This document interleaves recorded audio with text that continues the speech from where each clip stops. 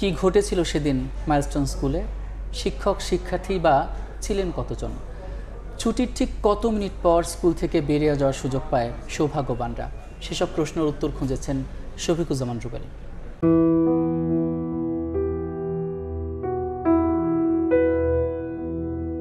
শুধু উত্তরা নয়, গোটা বাংলাদেশের বাতাসে এখন হাহাকার আর আর্তনাদ।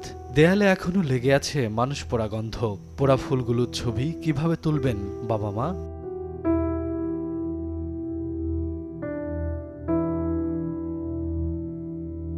কোনো যুদ্ধক্ষেত্র নয়, তবে ধ্বংসযজ্ঞ দেখে যুদ্ধকেও হার মানিয়েছে মাইলস্টোন।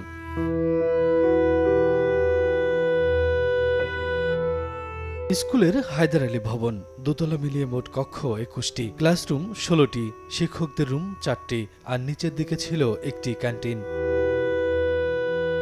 ভবনটিতে তৃতীয়, চতুর্থ ও পঞ্চম শ্রেণীতে বাংলা ভাষণ, ষষ্ঠ, সপ্তম ও অষ্টম শ্রেণীর ইংরেজি ভাষণে ক্লাস হতো। দুর্ঘটনার সময় ইংরেজি ভাষণের ক্লাসে শিক্ষার্থী ছিল, আর বাংলা মিডিয়ামের প্রত্যেক শাখায় ৩০ জন করে শিক্ষার্থী। সে সময় স্কুলে ছিলেন এই শিক্ষক। ভয়াবহ সেই অভিজ্ঞতার কথাই জানান সময় সংবাদকে। পুরো আকাশে আগুনের কুণ্ডুলিটা উঠে গেল, মানে আগুনের কুণ্ডুলি একদম সম্পূর্ণ আকাশ জুড়ে।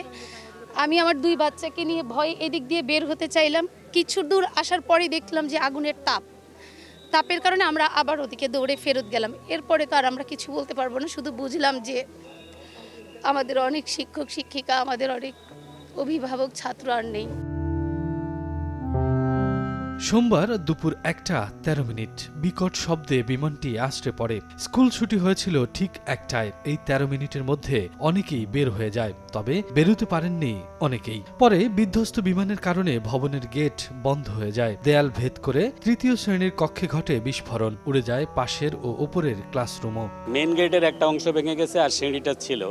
সিঁড়ি দিয়ে যখন বাচ্চারা নেমে আসবে তখন এখানে আগুন, যারা নেমে আসতে চাইছে তারাও আগুনে দগ্ধ হয়ে গেছে। অনেক বাচ্চা বের হয়ে গেছে, কিছু বাচ্চা গার্জিয়ানের অপেক্ষায় দাঁড়ানো ছিল। এক একটা ক্লাসের জন্য ২ থেকে ৩টা করে ৪টা করে শাখা আর কি, ২৫ থেকে ৩০ জন বাচ্চা করে থাকে এই এভারেজ আর কি। ওই ফিল্ডটা আসলে ওই সময়টা ব্যাখ্যা করার মতো না। আপনি যে কোনো বাক্যতে এটা ব্যাখ্যা করবেন সেটা কোনোভাবেই সম্ভব না। এই বিমান ট্র্যাজেডিতে নিহতের পূর্ণাঙ্গ তালিকা প্রকাশের দাবি সহপাঠী ও অভিভাবকদের। শফিকুজ্জামান রুবেল, সময় সংবাদ, ঢাকা।